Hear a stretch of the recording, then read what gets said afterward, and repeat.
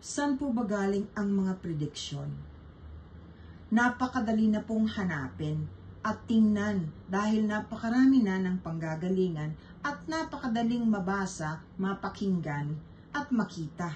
Magpunta lang po kayo sa internet, katakot-takot na prediction po ang maaari ninyong mabasa at matutunan at malaman.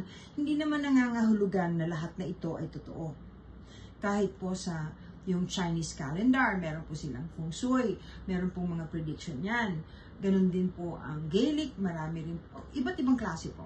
Nostradamus, pinaka-famous po yung Nostradamus.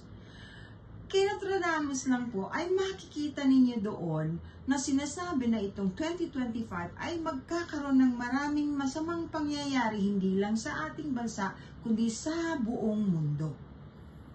Asahan daw po yan. Marami na po siyang prediction na nagkatotoo, ngunit meron ding hindi. Alam niyo po ba ang dahilan kung bakit? Nasa collective po yan. Depende sa mga tao ng isang bansa o ng lugar na may prediction na kung anumang bagay na hindi maganda. Kasi pag ang collective o ang karamihan ng mga taong nakatira sa isang lugar ay nagbago ng pamamaraan ng pag-iisip, nagsuswitch din po ang nangyayari sa kanilang lugar o sa kanilang bansa.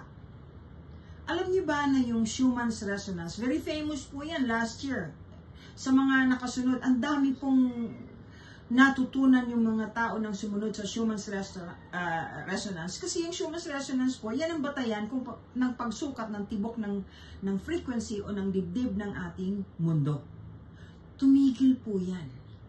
Ang Schumann's Resonance ay nawalan ng pagrehistro ng 1 o halos 2 araw nitong Marso.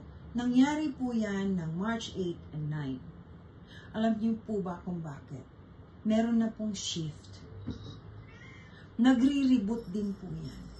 Pagka tumigil, kasi hindi po yan nangyayari basta-basta. Kasi hindi lang naman po isang machine yan na scientifically proven. Ano po? Kasi tinatanggap po yan ng lahat ng siyensya ng NASA. Tumigil po. Walang nairehistro. That's the great shift. That's the biggest shift that has ever happened in millennia. I suppose in a very, very long time. First time in the history of humankind na nagkaroon ng ganitong shift, sabi nga nila.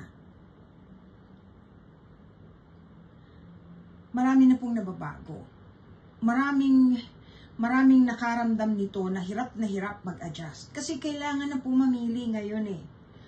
Kung ano yung consciousness mo, kung ano yung energy mo, yun ang maa-attract mo. Kaya kung ako po sa inyo, pilitin natin na yung frequency na pupuntahan natin ay galing sa puso. Heart energy po ngayon ang pinaka-importante. Heart chakra, pagmamahal, pangunawa, humility. Yun po. Pag ang napili niyo pong frequency ay yung mababa, mas mahihirapan po kayo. Kung dito naman po sa ating bansa, nasa sa atin po yun. Kung karamihan po sa atin ang piliing frequency, alam ko po na hindi madaling unawain. Alam ko po na maraming hindi nakakaintindi.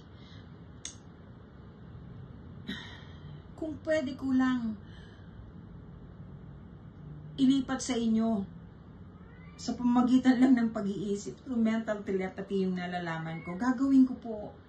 Unfortunately, kanya-kanya tayo. Kaya, sana magdasal tayo po na sana yung collective o yung lahat tayo, karamihan sa atin kung hindi man lahat, ang piliin yung pagmamahal, yung pag-ibig. Kasi heart na po ngayon, yung frequency ng heart ang nasusunod. Yan po ang makakapagligtas sa ating lahat.